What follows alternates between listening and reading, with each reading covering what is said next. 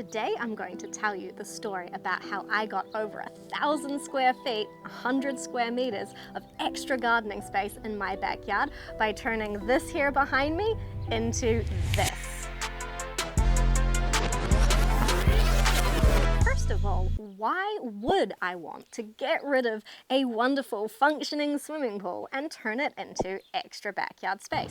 Well, swimming pools are great and we got a lot of use out of the swimming pool over the years, but it was getting pretty old and the fencing wasn't up to regulation anymore, and I got told, look, you're gonna have to do work to this swimming pool to get it up to regulation. And I was like, ugh. You know what, let's just get rid of it, because swimming pools, they are a lot of work to maintain, they need a lot of water, and the water supply is not that secure all year round every year, especially in summer when you actually want to use the swimming pool. So I said, all right, you know what, no more swimming pool. Let's fill it in. How hard could it be? Well, turns out the answer to how hard could it be is really, really hard.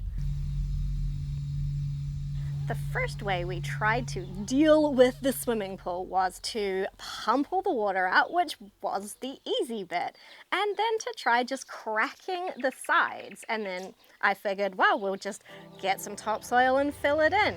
Easy peasy. We were trying to crack the sides and the bottom of the swimming pool because that's what the council said we needed to do, you know, crack it, make sure water can drain through it and fill it in, good to go. So we're like, oh, this can't be that hard.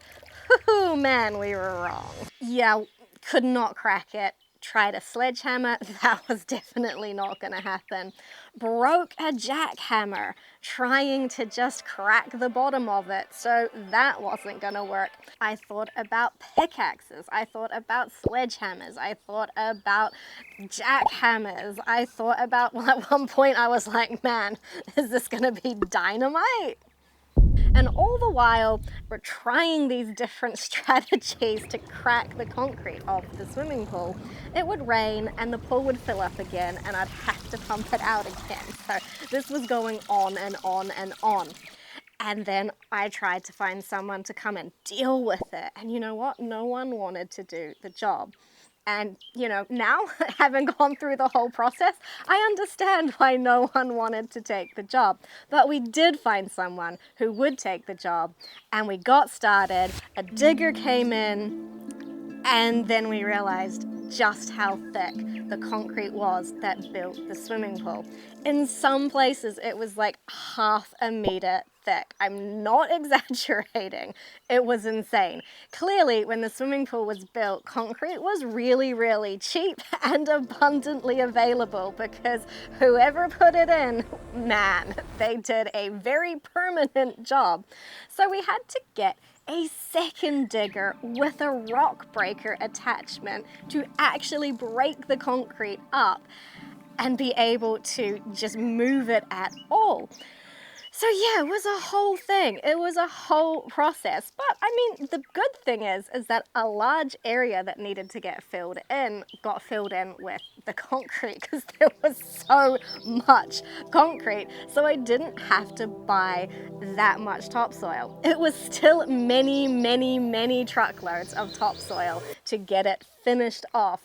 But ultimately, it could have been a lot more if there was just not as much concrete. So it was a mission. It took quite a while to find the right person to do the job, but when the project got started fully and finally, wow, it was a big relief, because it did take me 18 months from having the idea to just like sort the swimming pool out to get that space back, make the backyard bigger, to actually getting it finished. And all the while I'm stressing out like, this pool doesn't meet regulations, I could get in trouble.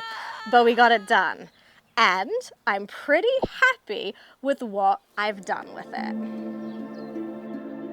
I was mostly motivated to deal with the pool situation, not so much because I absolutely had to deal with it, but because I really wanted the space. It was a really, really big swimming pool with a lot of concreted area around it. And I was like, I really want that space back. And I have that space. It's amazing. I've got 7 raised garden beds out here. I built 2 of them and then decided maybe I'll buy the rest because that took a while. I'm not the best at DIY tasks unless it just involves duct tape and cable ties. That's where I shine. But yeah, the ones that I built, they're pretty awesome. I actually like them the best, but it took way longer than it should have to build 2 garden beds, so we just went with a delivered option for the rest of them. But it's fantastic. And there is more space. So it's 7 pretty decent sized raised garden beds. There is an open space out the back where I can put the greenhouse in the wintertime, the little portable one that I have. The bees are sitting over the back there in their beehive, and it's just wonderful. And that space is ultimately going to just provide an extra lawn space, which we'll talk about a little bit later on, as how do you get from like a concrete sort of destroyed ground to something that can actually support life again, which was a little bit of a project, and that is quite inspiring for me to see if I can actually make it happen.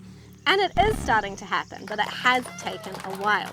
But yeah, it's way more extra space. The chickens can use the space. They would wander in and out when it was just a giant empty swimming pool. Occasionally they would fall into it, didn't have water in it, but then they would kind of get like a bit confused about where they were and couldn't find the stairs to get out. So, it was just a whole thing. So they are much, much happier with all this extra space to run around in. Of course, they like to try and get in the garden bed, so that provides them with some entertainment as well. So overall, I'm very happy with how the project has ultimately turned out.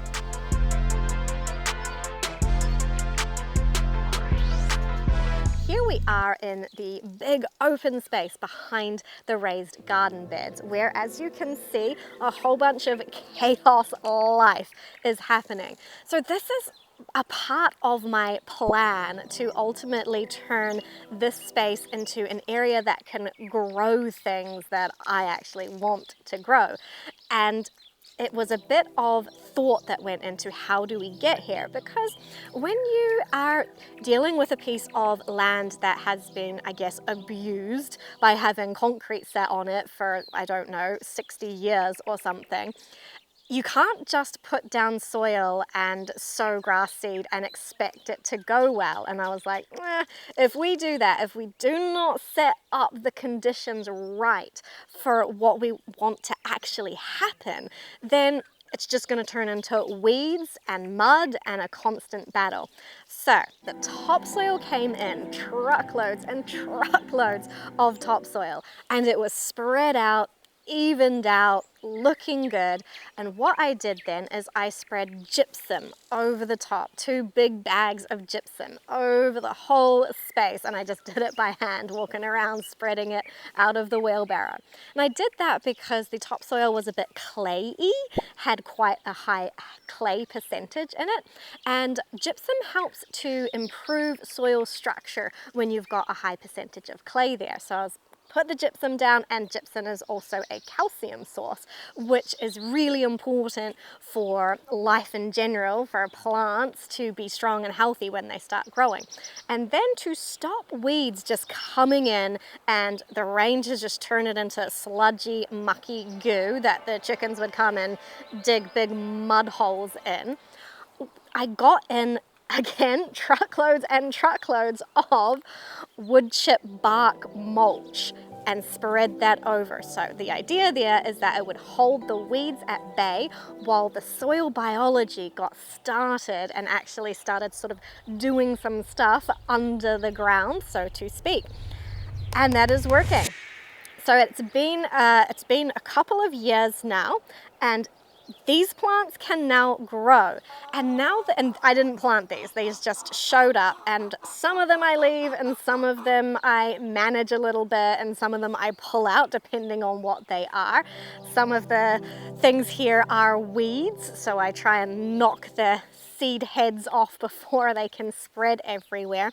But when the plants are growing, they're putting things into the ground from their roots that help all of the soil biology, the soil aggregation work well. So ultimately it's going to improve and improve. Clovers and grasses can start growing, and then hopefully we can plow it up a little bit and grow crops that need more space than just garden beds can give them. So things like corn and onions and large amounts of carrots, they all need quite a bit of space for quite a long time.